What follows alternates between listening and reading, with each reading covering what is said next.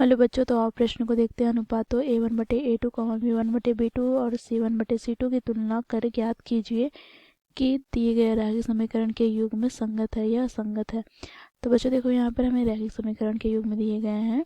समीकरण है देखो 2x माइनस 3y बराबर 8 तथा 4x माइनस 6y बराबर 9।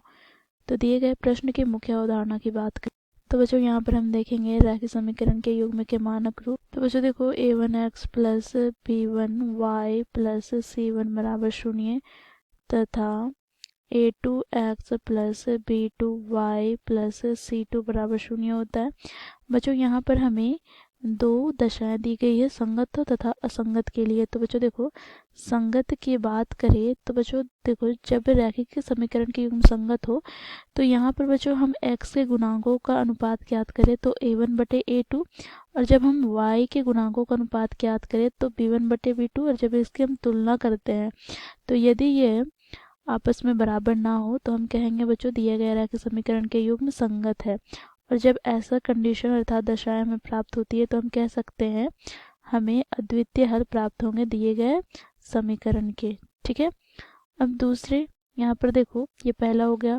दूसरा की बात करें तो जब हम अनुपात ज्ञात करते हैं तो a1 बटे a2, b1 बटे b2 और अचर पद का अनुपात c1 बटे c2।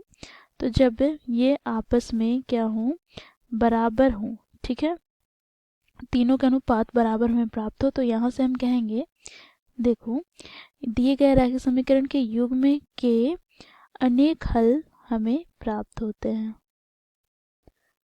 तो इस दशा में बच्चों दिए गए रैखिक समीकरण के युग्म संगत कहलाते हैं। ठीक है, अब ये हो गया संगत का। अब हम देखेंगे असंगत के लिए। तो यहाँ पर देखो बच्चों,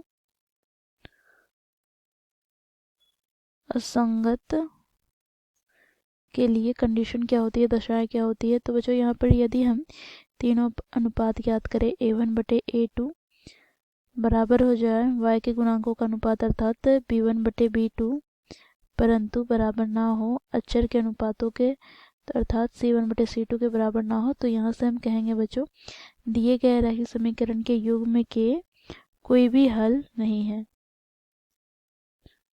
कोई हल नहीं है। तो यहाँ से हम कह सकते हैं दिए गए रैखिक समीकरण के युग्म असंगत है। ठीक है, तो इस मुख्य अवधारणा की सहायता से बच्चों हम दिए गए प्रश्न को हल करेंगे। तो प्रश्न में यहाँ पर हमें रैखिक समीकरण के युग्म दे रखे हैं। यहाँ पर देखो 2 गुनी x माइनस 3y बराबर 8 तथा यहाँ से 4x माइनस 6y बराबर 9। बच्चों इसे हम व्यवस्थित कर लें रैखिक समीकरण के युग्म के मानक रूप में। तो हम लोगों ने मुख्य अवधारणा में देखा है ये कैसे होगा। तो 2 गुनी x माइनस 3y माइनस 8 बराबर 0 हो जाएगा, तथा यहाँ पर बच्चों देखो 4x माइनस 6y माइनस 9 बराबर 0 होगा। अब बच्चों देखो यहाँ पर हम x के गुणांकों की बात करें तो यहाँ पर a1 बराबर क्या हो जाएगा, तो 2, और a2 बराबर क्या होगा, तो यहाँ पर बच्चों देखो 4। इसी प्रकार b1 बराबर क्या होगा, तो -3, और b2 बराबर क्या होगा, तो -6, तथा c1 बराबर क्या होगा, तो देखो यहाँ पर -8 है, तथा c2 बराबर क्या होगा, तो ये हो जाएगा -9। अब बच्चों देखो इनके हम अनुपात ज्ञात करते हैं। तो यहाँ से जब हमें a1 बटे a2 ज्ञात करें तो यहाँ से 2 बटे 4 अर्थात 2 दूनी 4 अर्थात हमें 1 बटे 2 प्राप्त हुआ। इसी प्रकार बच्चों जब हम b1 बटे b2 ज्ञात करते हैं तो ये हमें प्राप्त हो जाएगा -3 बटे -6। तो माइनस से माइनस कट गया, 3 दूनी 6 अर्थात यहाँ से हमें 1 बटे 2 के बराबर प्राप्त होगा। अब बच्चों देखो c1 बटे c2 अर्थात अचर पद ज्ञात करें तो -8 बटे -9, माइनस से माइनस कट जाएगा तो 8 बटे 9 प्राप्त होगा।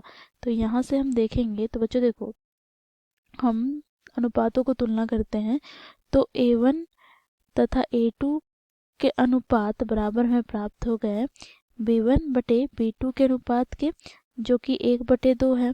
परंतु बच्चों देखो ये c1 बटे c2 के अनुपात के बराबर नहीं है, तो यहाँ से हम कह सकते हैं इसलिए यहाँ पर दिए गए रैखिक समीकरण का कोई हल नहीं है, अर्थात मुख्य उदाहरण से हम कह सकते हैं अतः दिया गया रैखिक समीकरण के युग्म असंगत है। तो इस प्रकार बच्चों हम दिए गए प्रश्न को मुख्य अवधारणा की सहायता से हल किए। तो यहाँ पर हम लिखेंगे बच्चों असंगत है। ठीक है, आशा करती हूँ आप लोगों को ये प्रश्न समझ में आया होगा। धन्यवाद।